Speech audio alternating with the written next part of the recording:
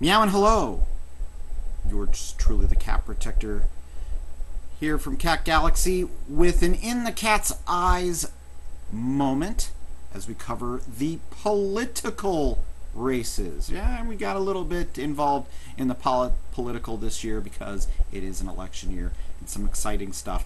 And we've actually covered stuff and are going to air stuff that, well, the local media may not air. But we think it's worth reporting. Now, the CD9 race, obviously heating up. It's Arizona Congressional District 9, where Republican Vernon Parker is going, well, head-to-head with the Democratic challenger, Kyrsten Sinema. And things are heating up a little bit. And earlier this week, he actually got two great endorsements. Parker has got some major people that endorsed his campaign. Two big names.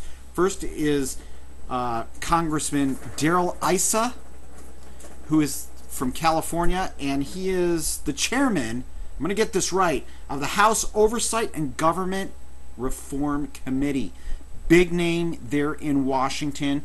He's been on Fox News, and he's been reporting about a lot of the stuff, like the stuff that's happened with Benghazi. He's actually pressed for answers, like a lot of members of Congress have with the Obama administration, wanting to get the answers as to who pulled the security, who told Susan Rice to go out there and, say that the attack on our consulate in Benghazi was some kind of at first the Obama administration had said, well, it's a spontaneous protest, but it turned out not to be. And of course we now know that the real answer was this was a planned terrorist attack. But still, even members of the public have wanted answers, and Congressman Issa is trying to get those answers, like a lot of other members of Congress.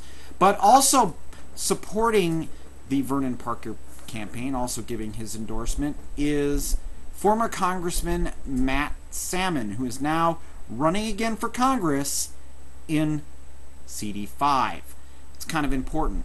Well, earlier this week, they had a luncheon for Mr. Parker, and of course we've got some audio and some video from that. We're going to start with the audio first. We got audio of they held a little bit of a press conference during the luncheon, so the press got a chance to ask the questions. Well, Cat Galaxy jumped in on asking questions that, well, the liberal media will not ask. And we've actually not seen them air any of it on the net yet. We've been watching the net, seeing if they're actually going to air it. We've been paying attention, but they haven't. Well, we asked the question on, well, Obama, he went to the UN and he gave this great speech, but on his visit to the United States, and he actually stopped in the United States because he actually was addressing the UN, was Israeli Prime Minister Benjamin Netanyahu was slighted by Obama when Obama should have been meeting with Netanyahu. But we asked Congressman Issa what his thoughts were, and whether or not he should be, he should have been meeting with Netanyahu instead of going on The View and meeting and going on Letterman and meeting with Beyonce and Jay-Z and all these other celebrities. This is what Congressman Issa had to say. This is the audio portion. And Bibi Netanyahu came to the United States to want to meet with Obama. Do you think that it was pretty much a brush off for him not to be meeting with Netanyahu? Do you feel that he should have met with Netanyahu instead of going on The View and Letterman and meeting with Jay-Z and Beyonce? What's your stand on that? Going to the press or to television shows is marketing.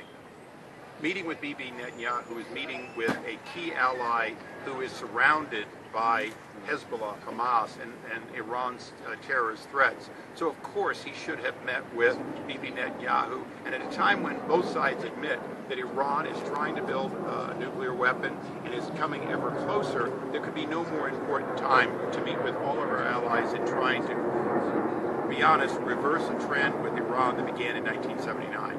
Pretty interesting stuff. Now, also during that same news conference, Cat Galaxy once again we asked another question that was not being asked by any of the other reporters there, and I don't think they even really wanted to have anything to do with this question because they seemingly backed off. At least that's what I saw. But we managed to get this question in, and it was regards to the Democrats who have viciously attacked the Republicans, not just on the national level where attacking Romney on his character and all of that stuff, but also what they've been airing locally. And they have been airing some very vicious attack ads, some real lowball attack ads, including playing the race card, class warfare, and yes, even age warfare, which is pushing Granny off the cliff and making the Republicans look like monsters that they're trying to destroy Medicare, which they're not. But they've resorted to a lot of tactics, and we got a very direct answer from Congressman Salmon regarding how the Republicans feel about these attack ads. And, well, this is the response. What do you think of the attack ads that have been going on against the Republicans in regards to pushing Granny over the cliff, all of the, the race, pulling the race card, the age card? What is your viewpoint on it? Can I take that one? I think it's unconscionable. I mean, these ads assume that we don't have parents. As conservatives, we don't have parents. We don't have children. And that we don't breathe somehow the same air and drink the same water that everybody else does. The fact is, we care very much about our parents. I introduced my 90-year-old mother today, who, by the way, is on Medicare and Social Security.